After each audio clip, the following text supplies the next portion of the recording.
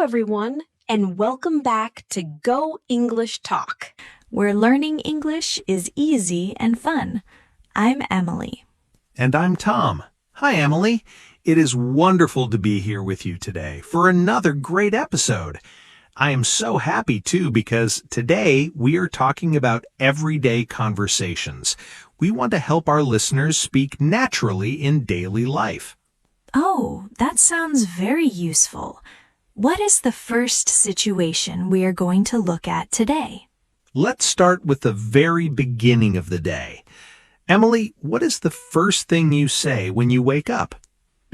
Well, if I see my family, I always say good morning with a big smile. It is simple, but it makes everyone happy. Ah, that is so true. Sometimes I am too tired, so I just say morning in a quiet voice. Yes, that is very common too. Morning is a great casual way to greet people you know. Exactly. But what if you were talking to your boss at work? Do you say the same thing? No, definitely not. For my boss, I always use the full sentence. Good morning, Mr. Smith. It sounds much more professional. Yes, exactly. It's all about who you are talking to. Small changes make a big difference in English. You are right. After greetings, I usually talk about my breakfast. I love talking about food in the morning. Oh, really? How do you ask someone about their breakfast? What phrases do you use? I usually ask my family, what are we having for breakfast today? Or sometimes I say, did you make coffee yet? Wow, did you make coffee yet? Is a question I ask every single day. I really need my coffee to wake up. Me too, Tom. If there is no coffee, I feel a bit grumpy. Then I have to say, I'm going to buy a coffee. That brings us to our next daily situation. Going to a local coffee shop is a perfect place to practice English. Oh, I love coffee shops. Let's pretend we are at one right now. How do you order your favorite drink? When I go to the counter, I like to be very polite. I usually say, "Hello, could I please have a large latte?" That is a perfect phrase. It's polite because you used could I please have. It is very nice. Thanks, Emily. What do you say when you want something very fast and informal? If I'm in a big hurry, I might just say, hi, a black coffee to go, please. It's short, but still polite because of please. Ah, to go is a very important phrase for beginners. It means you want to drink it outside the shop, right? Yes, exactly. If you want to sit at a table inside the shop, you can say, to stay, please. Great example. So we have to go for takeaway and to stay for sitting inside. Simple and useful. Curious. What about paying? The barista usually asks a question when it's time to pay. Do you know what it is? Yes, they usually ask, will that be cash or card? It's a standard question in almost every shop. Right, and I usually answer very quickly. Card, please. Then I just tap my card on the machine. Technology makes it so easy these days. No need for a long conversation there. But wait, Emily, what happens if the machine does not work? That can be a bit stressful. Oh, that is a classic situation. If that happens, I ask, can I try again? Or do you take cash? Good job. Those two questions can save you in a difficult situation. It is always good to have a backup plan. Definitely. Now, let's move on to another part of the day. Let's talk about traveling to work or school. Commuting can be interesting. I usually take the bus, so I have to check the time often. How do you ask someone about the bus schedule if you are waiting at the bus stop? I usually look at the person next to me and say, "Excuse me, do you know what time the next bus arrives?" Oh, excuse me is perfect. It is the best way to get someone's attention politely in public. Yes, it really is. And if the bus is very late, people might say, "The traffic is terrible today." Ugh, traffic. Nobody likes traffic. If I am late for a meeting, I have to call my coworker. What do you say on the phone when you are stuck in traffic and running late? I usually say, "Hi, I'm sorry, but I'm stuck in traffic. I'll be about 10 minutes late." That is a very clear and helpful message. It explains the problem and gives the time. Perfect. Thanks. It's always better to communicate clearly when you are delayed. It shows you respect their time. Speaking of time, we have been talking for a while now. Time flies when you're having fun. It really does. If you're enjoying this conversation, don't forget to like the video, subscribe to the channel, and share it with a friend who is learning English. Yes, and if you are still listening, comment coffee below. We want to see who loves coffee as much as we do. Now, let's get back to our daily conversations. Let's talk about what happens when you arrive at work or school. Entering the office. You see your coworkers. What is the standard question you ask them? The most common one is definitely, "How are you?" or "How's it going?" They're both great. I use "how's it going" a lot with my close colleagues. It feels very friendly and relaxed. And how do you usually respond to that? Do you give a long story about your life? No, usually just a short answer. I say, "Good, thanks. How about you?" Keep it simple and polite. Yes, exactly. You don't need to explain everything. Just a quick, "Good, thanks," is perfect for the workplace. What if you are having a really bad day? Is it okay to say that to a coworker? Well, if they're a close friend, you can say, "To be honest, I'm a bit tired today." It's honest, but polite. To be honest is a wonderful expression. It shows you are sharing a real feeling with them. Yes, it builds a nice connection between friends. Now, let's change the topic to lunch break, my favorite break. Lunchtime is the best. I love deciding what to eat. I often ask my friends, "Where should we go for lunch?" That is a classic question. What if you want to suggest a specific place, like a burger restaurant? I would say, "How about we get some burgers today?" It is a nice way to make a suggestion without being bossy. Oh, how about is a super useful structure for suggestions. You can use it for anything. Yes. For example, "How about we watch a movie tonight?" Or, "How about we go for a walk?" Wow, you are on a roll, Tom. Those are excellent examples for our learners to practice.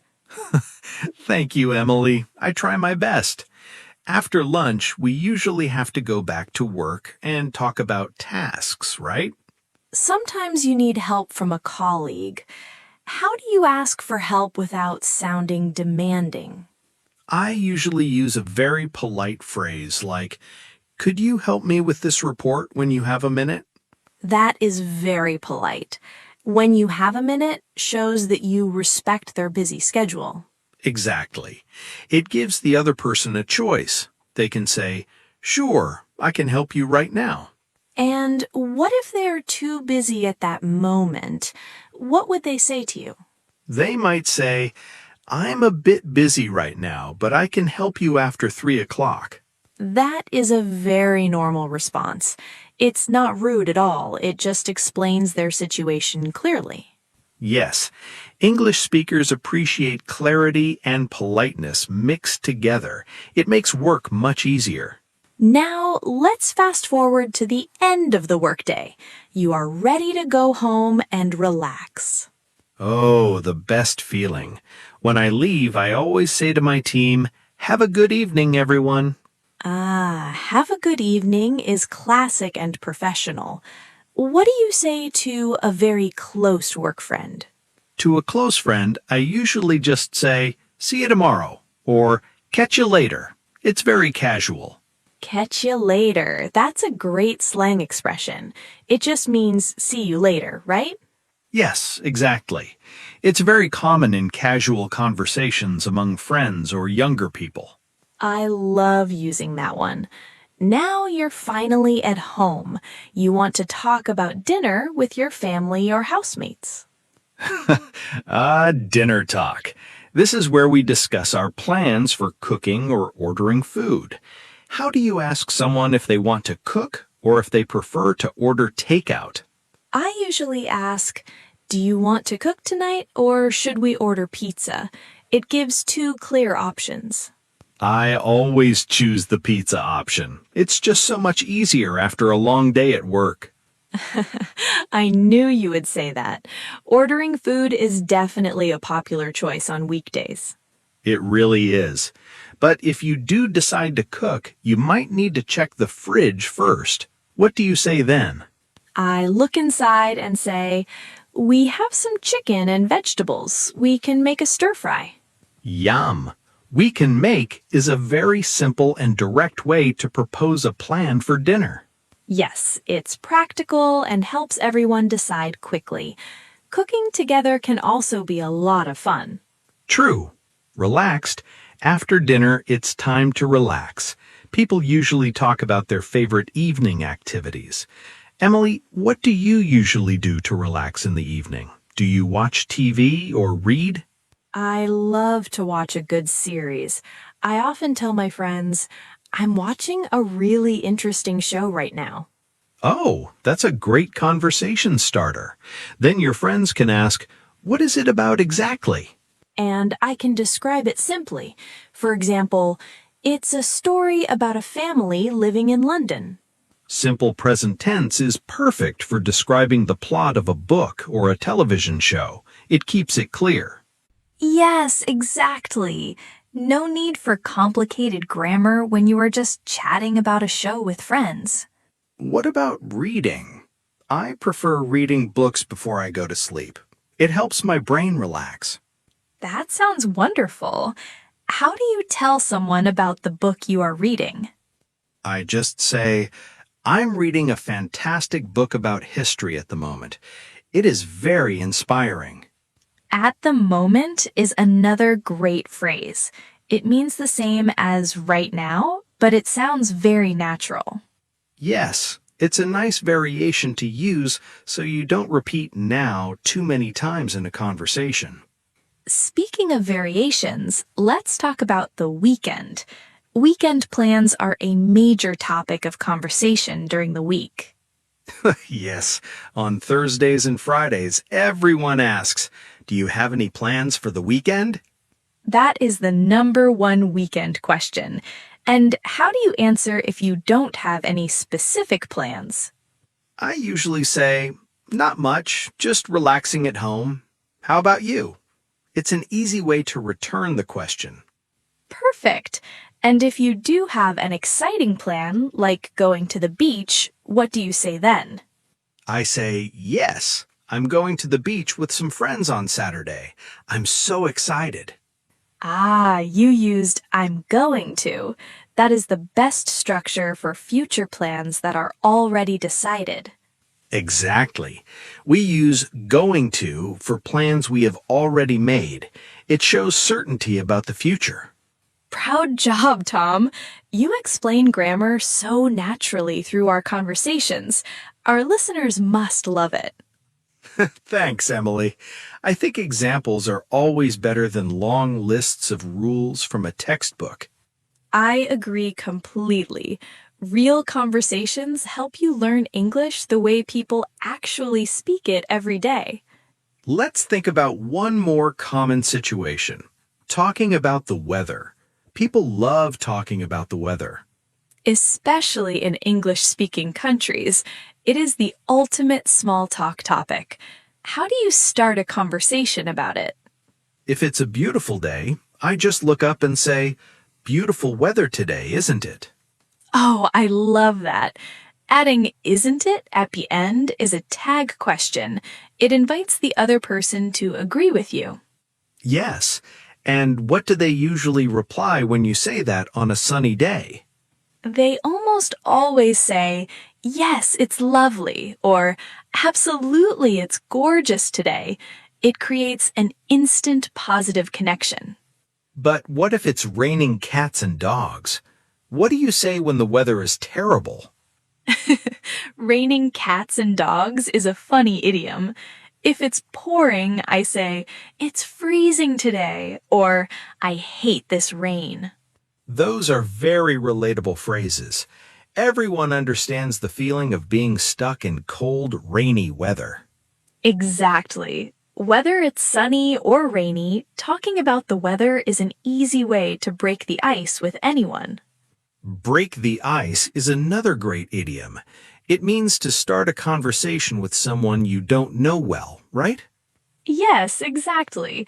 It helps everyone feel more comfortable and relaxed in social situations. Pleased. We have covered so many great daily situations today, Emily. From morning greetings to weather talk. We really have. I hope our listeners feel more confident about practicing these phrases in their own lives. Practice is the key. The more you use these simple sentences, the easier they will become for you. Absolutely. Don't forget like this video and leave a comment below to practice your English. Thank you so much for listening today, everyone. Keep practicing and have a wonderful day. Goodbye. Goodbye, everyone. See you in the next episode.